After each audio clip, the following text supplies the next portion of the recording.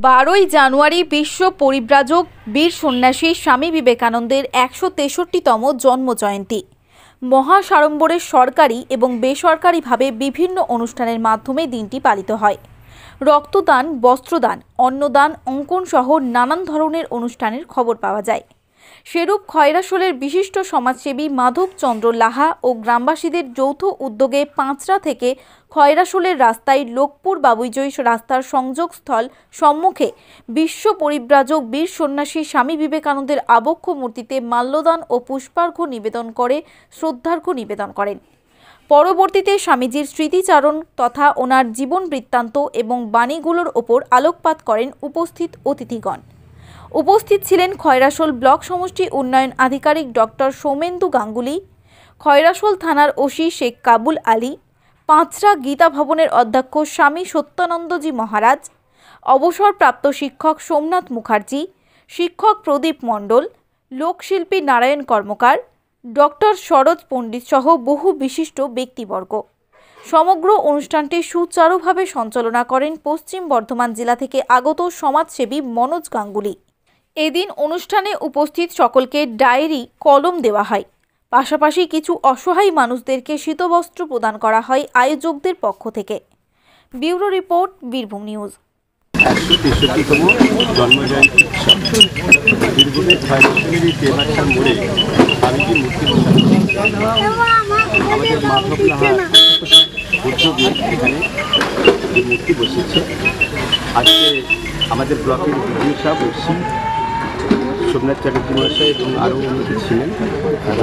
বহুজনের সমাগম হয়েছে। বিবেকানন্দ প্রেমিক সমাবেত হয়েছে। মাল্যদান হলো, স্মৃতিচারণ হলো, স্বামীজির যে ভাব প্রচারের জন্য সবাই শপথ নিলেন। কিছু দান, বস্ত্র উপহার দেওয়া হলো এবং স্বামীজির আদর্শে ভারতবর্ষ স্বামীজির প্রেরণাই তো আমাদের প্রেরণা। এইভাবে অনুষ্ঠান হয়। তারা স্বয়ংসম্পূর্ণ, তাদের বাড়িতে নাটক হয়, থিয়েটার হয়, ঠিক ওই জোড়াসাঁকোর ঠাকুর বাড়ির মতোই তাদের বাড়িটাই ছিল একটা ইনস্টিটিউশন। সেই বাড়িতে তাদের সব নিজেদের নাটক করতো। তো যাই হোক, একদিন তোমারই জানাই প্রণাম।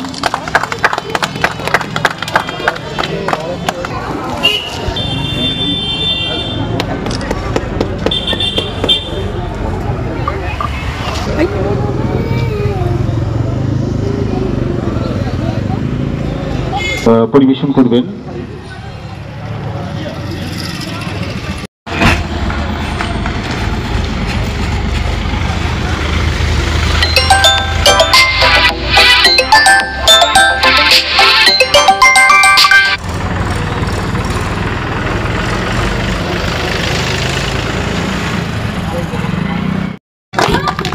মাতৃদিনে মাতৃ পূজা যেটি